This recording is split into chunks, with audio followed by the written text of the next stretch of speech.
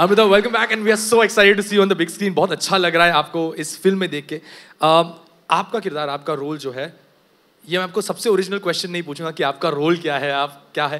मैं बस इतना कहूंगा कि how is your journey been through this film? आपके लिए कैसे रही इस फिल्म में आपका पूरा एक्सपिरियंस? श्योर ग्लेन, सगळ्यांना नमस्कार.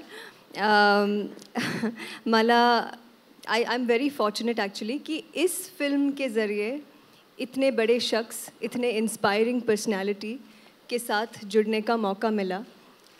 एक तरह से उनकी ज़िंदगी जीने का मौका मिला और ये बहुत रेयर अपॉर्चुनिटी था क्योंकि पहली बार मैं एक ऐसे किरदार को निभा रही हूँ इस फिल्म में जो एक रियल लाइफ पर्सनालिटी पे है. कोई फिक्टिशियस रोल नहीं है और मैं कुछ समय के बाद पर्दे पर आ रही हूँ.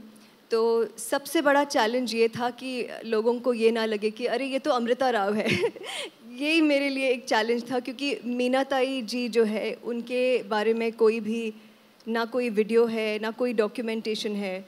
तो वो मेरे लिए एक बहुत बड़ा चैलेंज था. But I think Sanjay Raut ji ने बहुत मदद की वहाँ पे and the whole team was very kind. They gave me as much of reference as they could.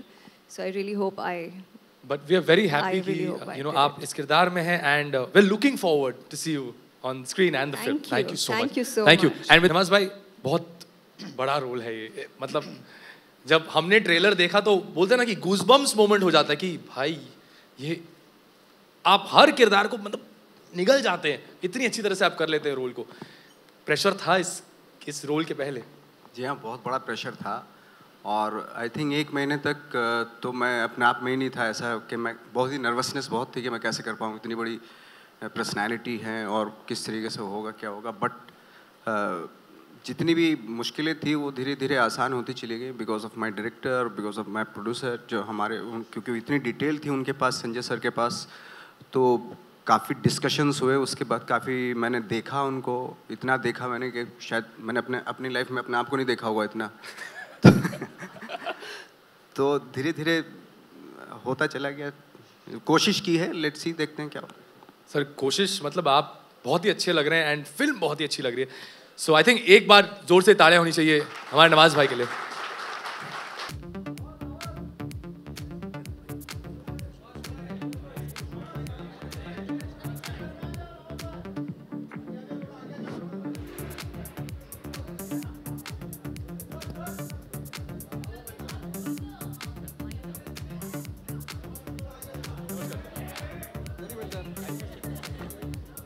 अरे फोटो ऑफ होणार नंतर, तुम्ही थोडासा वेट करा. फोटो ऑफ करणार आम्ही. हॅलो हॅलो हॅलो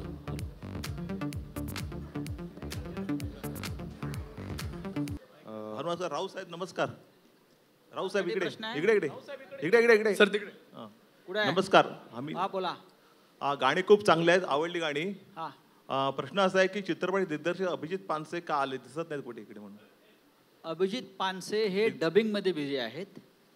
चित्रपट उद्या सेन्सॉरला जायचं आहे मराठीसाठी आणि प्रत्येक टीम, डायरेक्टर टीम ही तिकडे कामात आहे.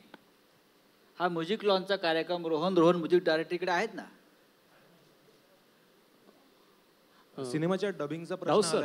आलाय तर त्याबाबत इकडे सर Please तुमचं नाव सांगा, introduce करा कल्पेश तुम्ही. कुबल, महाराष्ट्र टाइम्स.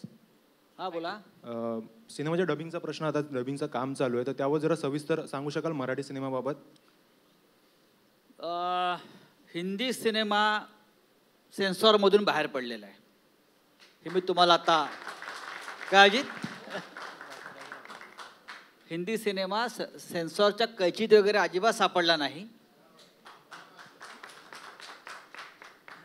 जिथे कैची होती तिकडे आम्ही पण थोडी धार लावली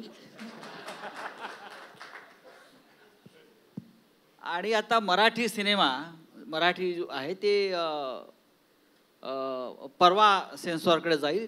त्यासाठी काही बदल मराठी आणि हिंदीमध्ये नक्कीच आहेत सिनेमामध्ये. तर त्यासाठी डायरेक्टर टीम पूर्ण कामाला लागलेली आहे आमची. मला असं वाटतं की हे पुरेसं आहे आपल्याला आज एवढं सांगणं की हिंदी कैचीतून सुटला. संजय सर बोला. संजय सर. नमस्कार संजय जी, मैं सुहेल फिदाई बॉलीवुड हलचल से. जिस तरह की फिल्म बहुत ही पावरफुल लग रही है, म्यूजिक भी उतना ही पावरफुल है, सबको बधाई हो इसके लिए. Thank you. फिल्म के टाइटल को लेकर बात करना चाह रहे थे कि पहले से इट वाज डिसाइडेड कि फिल्म का नाम सिर्फ ठाकरे रहेगा या फिर Balasaheb Thackeray. How did you work on ये टाइटल पे, किस तरह से आया? नहीं, हाँ, ठाकरे में या जो वजन है, शब्दातच ताकद है. हाँ वजन है. आई ठाकरे करेक्ट. इस देश में ऐसा कौन सा भी नाम नहीं है ब्लास्टिंग जो ताकत ठाकरे में है. तो ठाकरे आया रे सबका बाप रे ठाकरे. या आप किसी और नाम के साथ ये शब्द जोड़ सकते हो? नहीं, सिर्फ ठाकरे. संजय और सर. दूसरा सवाल मेरा इसी पर है एक्चुअली कि जैसे आपने कहा कि ठाकरे जी की लाइफ एक खुली किताब थी. बहुत से लोगों को इस तरह से लगता था कि थोड़े एंटी मुस्लिम थे वो एक्चुअली. ऐसे बाला साहब कभी एंटी मुस्लिम नहीं थे. उन लोगों का एक थोड़ा जहन इसमें इस तरह से था. बट आपने फिल्म में डेफिनेटली वो दिखाया है कि बहुत से क्लोज लोग जो थे वहाँ मुस्लिम भी ठाकरे साहब के साथ थे. एक सीन है जहाँ पर मतलब नमाज पढ़ते हुए दिखाया है. तो you know how is that thing also like it's. देखिए बाला साहब एक बहुत बड़े देशभक्त थे और ऐसे देशभक्त थे कि देशभक्ति के सामने बाला साहब ने कभी जात धर्म को आने नहीं दिया. सेक्युलर. करेक्ट. कभी नहीं आने दिया. लोगों ने हमको पूछा कि आपने नवाज भाई को बाला साहब ठाकरे बनाया. जी, वो बड़ा एग्जाम्पल. ये बाला साहब ठाकरे के आइडियोलॉजी को सबसे बड़ा सैल्यूट है कि नवाज भाई ये रोल. Correct correct. उसमें सब कुछ है. और नकाश जी ने ठाकरे का सबसे बड़ा सॉन्ग गाया है. करेक्ट. तो बाला साहब सभी जाति और धर्म से ऊपर रहे, नेशनलिस्ट रहे हमेशा, और सबको साथ लेकर देश को आगे जाने का काम अगर किसने देश में किया है वो बाला साहब ठाकरे जी ने किया है. मेरे तरफ से और एक क्वेश्चन, लास्ट क्वेश्चन मेरे तरफ से. जिस तरह की अभी यही वीक में film accidental prime minister release हुई, अभी फिल्म आ रही ठाकरे, तो हम कह सकते हैं कि पार्टी की कैंपेनिंग भी फिल्म द्वारा हो रही है. पार्टी की कैंपेन मुझे लगता है, मुझे prime minister ex prime minister के बारे में जो फिल्म है, मुझे लगता है एक फिल्म बनी है संजय बारू के किताब पर, और बाला साहब के ऊपर तो ऐसी कोई किताब ना लिखी है ना लिखी जाएगी. ये कोई प्रोपोगंडा फिल्म नहीं है. जैसे गांधी फिल्म आई थी, नेल्सन मंडेला, बाला साहब ठाकरे, और इस वर्ल्ड में और देश में है कौन? Sir, yes, sir. Sanjay sir. Sir, first of all, I would like to congratulate you that making such a great film for great personality. Sir, I would like to know a small thing, one thing from you. See how you got this idea to write this movie story, and how long you have taken to write this story, sir? देखिए सवाल आपका बहुत important है. बाला साहब ठाकरे जी के ऊपर film बनाने की आइडिया आने की जरूरत नहीं है. No.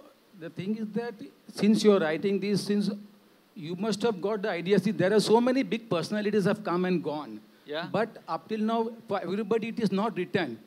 The Thakre Sahib was a great personality, and that is why you got this idea when you are writing it. So how many days or how many months you have taken to complete this story? कुछ नहीं, 15 दिन लगे मुझे.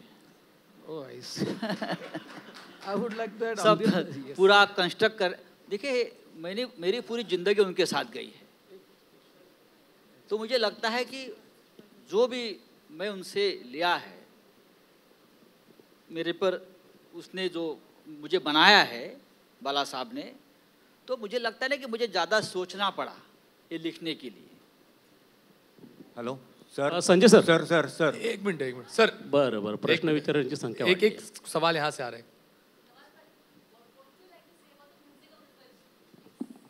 Fantastic music तो amazing. मैंने पहले नहीं सुना था उस वक्त पे, जब पहला जो ट्रैक था वो जब हम शूट कर रहे थे तब सुना था वो. आज प्रॉपर पूरी तरीके से सुना है मैंने, तो it's amazing. Sanjay ji, clubbing वाला वो मैंने एक्सपेक्ट नहीं किया था एक्चुअली. वो बहुत ही मेरे लिए बम ऐसे आके आया. सुनने के बाद बहुत जोश आ गया. अभी जब बाहर जाके दिखाता हूँ. संजय जी, इकडे इकडे सर तिकडे. इकडे किती थिएटर्समध्ये पॅन इंडिया हा चित्रपट रिलीज होतोय? मगाशीच मला आमचे अजित अंधारे यांनी सांगितलं की या क्षणी आत्ता तरी आम्ही जवळजवळ 1200-1300 स्क्रीन्स मध्ये हा सिनेमा लागतोय. त्यानंतर श्रीकांत भसीजीने कहा है की इंटरनॅशनली 400 to 500 इंटरनॅशनली. आणि मला वाटतं ही फार मोठी गोष्ट आहे की ठाकरे सिनेमासाठी देशात आणि जगाच्या नकाशावर इतके स्क्रीन्सवरती हा आपण सिनेमा दाखवतो आणि अजून वाढणार आहेत. ही आजची सुरुवात आहे, अजून वाढतील. सर नमस्कार. सर. इकडे समोर सर. विराज मुळे बोलतोय सर, न्यूज 18 लोकमतमधनं. बोला. आपण वारंवार तुम्हाला प्रश्न विचारला जात होता, पण आता जे अवधूत गुप्तेंचं जे गाणं लॉन्च झालं त्याच्यामध्ये आम्हाला जे 2 ठिकाणी बाळासाहेबांचा आवाज जो ऐकू येतोय तो त्यांचा जो ओरिजिनल आवाज होता तो आता ऐकू यायला लागलाय. तुम्ही दरवेळेस तो प्रश्न टाळताय, पण सिनेमात जो मराठी सिनेमा आहे त्याच्यामध्ये आम्हाला जो लोकांना चेंज एक्सपेक्टेड होता चेतन शशीथल यांचा आवाजातला, तो ऐकायला मिळणार आहे का? एक लक्षात घ्या की हे सिनेमाचा एक छोटासा भाग आहे. सिनेमाचं मराठी सिनेमाचं जे डबिंग होतं ते खरं म्हणजे आम्ही नवाज भाईंकडूनच करून घेत होतो आणि त्यांचं ते झालेलं सुद्धा आहे. जर हिंदीमध्ये आपण पाहिलं ते आपल्याला कळेल. याशिवाय इतर 3 लोकांकडून आम्ही ते डबिंग करून घेतो आहोत. 3 त्यातलं एक नक्कीच चेतन शशीथल आहे, सचिन खेडेकर आपण काही लोकांनी सांगितलं, अजून काही 2 प्रमुख लोक आहेत. त्यातलं आता फायनल सेन्सॉरला जाण्यापूर्वी आम्ही उद्या निर्णय घेतो आहे, पण आपल्या मनातल्या ज्या शंका आहेत त्या उद्या संध्याकाळपर्यंत दूर होतील. सर मी नंदकुमार पाटील. बोला. ऑलरेडी तुमचं एक काय बोलतात शिवसेनेचा प्रचार किंवा ऊर्जा वाढवणारं गाणं शिवसेना अस्तित्वात आहे. असं असताना आता जे इलेक्शन येणार आहे त्याच्यामध्ये हे गाणं जे नव्याने या गाण्याचा तुम्ही इलेक्शनशी संबंध जोडू नका. हा एक चित्रपट आहे ज्याला तुम्ही बायोपिक म्हणता. हा बाळासाहेबांचा चरित्रपट आहे आणि बाळासाहेब ठाकरे हे या देशातलं असं व्यक्तिमत्व होतं, हे राजकारणापलीकडलं सुद्धा व्यक्तिमत्व होतं, हे तुम्ही समजून घ्या. अर्थात बाळासाहेब आणि शिवसेना हे वेगळे नाहीत. माझा प्रश्न आदित्यजींसाठी आहे. मनाली फ्रॉम न्यूज 18 लोकमत. आदित्यजी, सिनेमाचं ट्रेलर आलं, आज म्युझिक लॉन्च झालं, तर हे सगळे व्हिडिओ बघताना बाळासाहेब म्हणजे तुमच्यासाठी तुमचे आजा नक्कीच प्रत्येक क्षण आज डोळ्यासमोरून जात असतील, हे सगळं पाहताना गेले असतील. नक्कीच. आणि खरोखर मी नवाजींचं खरोखर अभिनंदन करतो, कारण जर आजा आणि मग बाळासाहेब असं जर बघितलं आपण, तर मला वाटत नाही देशात एवढा मोठा सुपरस्टार कुठचाही असू शकतो. म्हणजे नुसतं आजोबा म्हणून नाही, पण एक जरी फोटोग्राफर म्हणून बघितलं किंवा फिल्म मेकर म्हणून बघितलं आणि तुम्ही इथे त्यांचा जर फोटो किंवा जे आज एक स्टायलाइज वर्जन केलेलं आहे इथे, त्यांचं वागणं जसं असेल, त्यांचे डोळ्यातले भाव, त्यांचे केस, त्यांचं नाक, मला वाटत नाही एवढे परफेक्ट पर्सनॅलिटी कॅमेऱ्यावर कुठची असू शकते जेवढा ग्रेसनी ते चालायचे किंवा वागायचे. आणि मला वाटतं जवळजवळ नवाजींनी तेवढं आणलेलं आहे त्याच्यात. असं वाटत होतं अरे आज स्क्रीनवर आहे. तर खरोखर त्यांचं अभिनंदन करतो मी. आणि अर्थात खूप सारे असे मोमेंट्स होते जिथे इमोशनल झालो बघून, आठवण येऊन. मला वाटतं की हा सिनेमा खरंच लोकांना ती आठवण आणून देईल परत एकदा. आदित्य सर, प्रश्न असा आहे की तुम्ही स्वतः कवी मनाचे आहात आणि तुम्ही अनेक अल्बम तुमचे आलेले आहेत. खुद्द अमिताभ बच्चन तुमच्या कॅसेट प्रकाशन सोहळ्याला आले होते आणि बाळासाहेबसुद्धा त्या सोहळ्याला होते. हे गाणं ज्यावेळी लिहिलं गेलं त्यावेळी त्याचा परिणाम तुमच्यावर कितपत झाला? आता कविमन सगळं प्रचार सभेत चाललेलं आहे. पण खरोखर जेव्हा मी पहिल्यांदा गाणं ऐकलं, मी आणि उद्धवजी आम्ही स्टुडिओला गेलो ऐकायला. मला वाटतं यशराज स्टुडिओजला पण जे गाणं ऐकत होतो, मनोजजी इथे आलेले आहेत, मगाशी ते स्टेजवर येऊन गेले परत. मला वाटतं त्यांचं अभिनंदन करणं गरजेचं, कारण एवढं इम्पॅक्टफुल गाणं आणि त्याच्यात सगळंच त्यांचं कॅरेक्टर आणणं, इथे बसलेलं ते त्यांचं सर्वांनी मला वाटतं एकदा टाळे वाजून अभिनंदन केलं पाहिजे. खरंच खूप चांगलं गाणं लिहिलं. हॅलो आदित्य, मी दिनेश मोरे इथे. आदित्य, हा चित्रपट बाळासाहेबांच्या आयुष्यावर आहे आणि बाळासाहेबांनी ज्या पक्षाला उभं केलं त्या पक्षाला पटक देण्याची भाषा महाराष्ट्राच्या धर्तीवर येऊन एका नेत्याने केली आहे. ठाकरे कुटुंबियांकडून अजून यावर प्रतिक्रिया आलेली नाही. तुम्ही काय सांगाल ज्या नेत्याने सांगितलं की हम शिवसेना को पटक देंगे? मला वाटतं पहिलं आपण 25 तारखेला फिल्म बघूया आणि मग बाकी सगळे विषय जे छोटे मोठे असतील ते नंतर बघूया. राऊत सर, वैदेही काणेकर, साम टीव्ही. बोला. राऊत सर, बाळासाहेब ठाकरे आणि त्यांचे विचार याला खरंच काही तोड नाहीये, हे आजही प्रत्येक जण मानतोय. पण आज बाळासाहेब ठाकरे असते तर बेस्टच्या संपावर कुठला निर्णय दिला असता? हा सिनेमा खूप बेस्ट झालेला आहे. राऊत साहेब, या गाण्याचं संगीत अत्यंत बेस्ट आहे. प्रत्येक गोष्ट बेस्ट आहे आणि जिथे ठाकरे आहेत ते बेस्टच बेस्ट असतं. राऊत साहेब मयुरेश, आज तक से पण त्यांचे व्यंगचित्र जे बाहेर लावलेले आहेत त्याच्यामध्ये निश्चितच मराठी माणसांसाठी त्यांनी जे रेखाटलेले व्यंगचित्र आहेत ते प्रामुख्यानं दिसून येत आहेत. आणि दुसरीकडे ज्या पद्धतीची गिरणी कामगारांची अवस्था झाली होती ती देखील त्यांनी दाखवलेली आहे. बेस्टचा संप हा सध्या मुख्य आहे, त्याच्याबद्दल त्यांनी कुठला निर्णय दिला असता? म्युझिकच्या ट्रॅकवर बोलत होतो, तुम्ही ट्रॅक सोडून बोलताय. राउत साहब, मयूरेश आज तक से यहाँ राउत साहब इकड़े ये सवाल आपको और आदित्य को है बेसिकली कि बाल ठाकरे एक बहुत बड़ी पर्सनालिटी थी, महाराष्ट्रियन थे, लेकिन आज भी हम देख रहे हैं कि मराठी सिनेमा को थिएटर मिलने के लिए बहुत परेशानी हो रही है. आपकी पार्टी हो और कोई पार्टी हो, सब मिलके एक आंदोलन करते, तो इसको लेके आप क्या कहोगे? मुझे लगता है 1200 थिएटर तो मिल गए अभी. मैं आदित्य जी, मैं आपको बताना चाहता हूँ, आपका सवाल जो है गलत है. अजित अंधारे जी मेरे साथ बैठे हैं, खड़े हैं. काशीनाथ घाणेकर, मराठी फिल्म, क्या कुछ प्रॉब्लम था थिएटर मिलने में? मुझे नहीं लगता है. आप बताइए. आय थिंक हा जो सब्जेक्ट आहे आपण ते दृश्य सिनेमामध्ये बघू आहे, पण ही म्हणजे मला वाटत नाही आज आम्ही मराठीमध्ये सिनेमे करतो, हिंदीमध्ये करतो, हॉलिवूड करतो, मला वाटतं ही गोष्ट आज हा आपल्याला प्रॉब्लेम नाही आहे. आणि जर एक अशी फिल्म असेल ज्याला हा प्रॉब्लेम नसणारच तर ती ही फिल्म आहे. तर मला नाही वाटत त्याच्यावर आपला काही मराठी में 2 महीने में इतनी फिल्में आई है जिसमें घाणेकर है, भाई है, अब ठाकरे है. मुझे लगता है कोई थिएटर का प्रॉब्लम नहीं है. आपने पर्दे पे देखा होगा, बाला साहब ने ये प्रश्न हमेशा के लिए मिटा दिया था उस वक्त. 1200 स्क्रीनमधील मराठी आणि हिंदी किती असतील? 1200 स्क्रीनमधील मराठी आणि हिंदी बायफिकेशन कसं असेल? सो मराठी में म्हणजे जो आपला मेन प्लॅनिंगचा प्रिन्सिपल आहे की जितकी आपली ऑपॉर्च्युनिटी म्हणा, युनिवर्स म्हणा, जितके आपले थिएटर्स आहे, आपला कोणताही थिएटर सुटलेला नाही पाहिजे. म्हणजे ही संख्या आपली 400 टच होणार किंवा क्रॉस होणार. आणि ही नुसती मराठी आहे आणि मग त्याला सोडून हिंदी आणि दुसऱ्या टेरिटरीजमध्ये जे स्क्रीन लागणार आहे ते जसं आज सांगितलं ती संख्या 1200 करीब येतेच. सो मराठी में तो this will be a biggest release we have ever done. Hi, I'm Preeti Sompura from India TV. My question is for Nawaz. Nawaz, इस कैरेक्टर के लिए जो है आपको कितनी तैयारी करनी पड़ी? क्या आपने बाला साहब की पुरानी स्पीच भी सुनी थी या फिर हमने सुना कि आपने मराठी लैंग्वेज भी इसके लिए आपने सीखी है? जी, सब सीखा, जितना भी मैं कर सकता था सब किया. अभी फ़िलहाल तो क्योंकि मेरे ख्याल से म्यूज़िक का है, म्यूज़िक के बारे में हम लोग बात कर सकते हैं आज.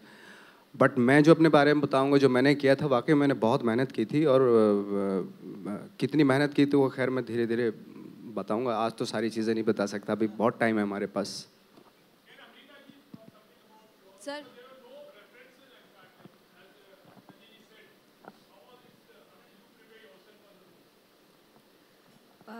thank you for your question. I looked Hindi, okay. तो मैंने पहले इंटरनेट पे काफ़ी रिसर्च किया. मैंने बहुत सारे बाला साहेब जी के स्पीचेस देखे. ये देखने के लिए कि कहीं उन्होंने कुछ मीना ताई के बारे में जिक्र किया होगा, बट मोस्टली वो सारे पॉलिटिकल कॉन्वर्सेशंस थे।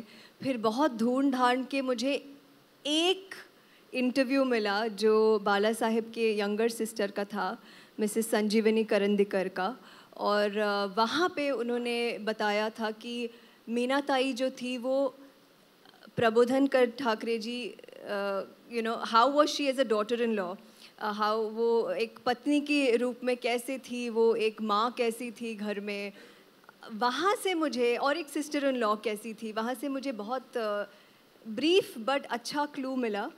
उसके अलावा लिमिटेड फ़ोटोग्राफ्स थे जहाँ पे मैंने देखा उनका फेशियल एक्सप्रेशन, वो होठ अपना कैसी रखती थी, उनके फेस पे एक भाव एक टिपिकल था, उसको मैंने स्टडी किया, उनका body language.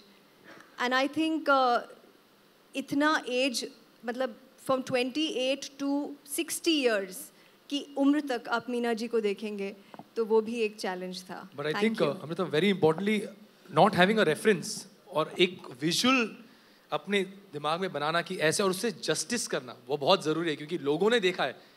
But to do that I think it's a commendable job. आणि प्लीज त्यांच्यासाठी she deserves a big round of applause without a reference. Thank you. Raut sir, we have last 2 questions, please कृपया film पे आप सवाल आधारित रखें। Last 2 सवाल please, अपना नाम लेके फिल्म पे। Hi, my name is Vaishnavi and I'm from Times. Actually the very first time मुझे याद है जब सबसे पहली बार हमारे प्रोड्यूसर संजय राउत जी सेट पे आए थे। हम माटुंगा में डेविड ससून में शूटिंग कर रहे थे और मैं 60 इयर्स के मीना ताई के गेटअप में सेट पे आई थी। मुझे किसी ने नहीं पहचाना, नवाज जी ने भी नहीं पहचाना उस दिन। वो भी आके खड़े हो गए, उन्होंने पहचाना ही नहीं, हाय हेलो नहीं बोला। और राउत सर को जब मैं सबसे पहली बार मिली, I was the 60-year-old Meena ताई in front of him. I can never forget that. Okay, my question is to Raut sir. I'm Vaishnavi from Times. Sir, आपने कहा था कि हिंदी का जो फिल्म है वो उसके लिए सर्टिफिकेशन मिल चुका है सेंसर बोर्ड से, लेकिन कई ऑब्जेक्शंस भी लिए गए थे। बाबरी मस्जिद जो दिखाया गया है, कुछ डायलॉग्स है उसको लेकर, तो क्या एग्जैक्टली हुआ है? वो सारे सीन्स हैं आपको किसने बताया क्या ऑब्जेक्शन है?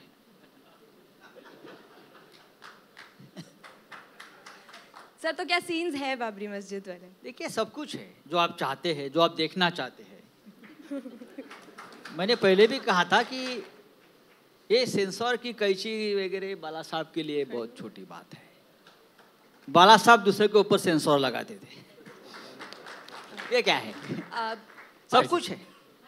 और सर, आप उसी दिन और एक फिल्म भी रिलीज हो रही है, कई बातें हो रही थी कि वो फिल्म रिलीज नहीं होने देंगे। ऐसा किसी ने नहीं कहा है, ना मेरे पार्टी की तरफ से कहा है, ना और किसी ने कहा है। कभी हम ये बात, देखिए, ये जैसा मैंने कहा कि जियो और जीने दो, ये बाला साहब का हमेशा मंत्र रहा है, तो ये गलत बात है। ANI ला स्टेटमेंट दिल्याप्रमाणे CBFC सोबत तुमच्या मीटिंग चालू होत्या, तर त्याबाबत सविस्तर सांगू शकाल का? कुठून प्रश्न आलाय? सॉरी, CBFC कडे ANI ला स्टेटमेंट दिलंय CBFC ने की तुमच्या त्यांच्या मीटिंग चालू होतं, तर त्याबाबत सविस्तर सांगू शकाल का? क्लिअर बोला ना काय? सेन्सॉर बोर्ड सोबत निर्मात्यांच्या मीटिंग चालू होत्या असं सेन्सॉर स्टेटमेंट। बोर्ड सोबत कधी मीटिंग्स होत नाहीत। सेन्सॉर बोर्डची प्रोसिजर फार वेगळी आहे। हाँ, संजय जी, रिसेंटली आमिर खान ने भी कहा कि फिल्म जो ठाकरे है उसके सामने कोई और फिल्म रिलीज नहीं होनी ऐसा चाहिए। किसी ने कहा नहीं है मेरे पार्टी में। नहीं, आमिर खान ने कहा सामने कि उद्धव जी बैठे हैं, आदित्य जी है।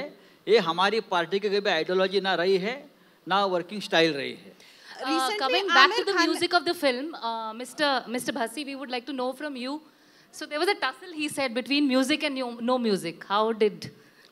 Where did that come from? We had a discussion on this. Then I said, let's have some music, to promote this. Because when you take this movie to overseas, for a common people, so you need to have some sort of entertainment, some sort of music. So that's what we discussed the other day. I think that will be it, and thank you so much.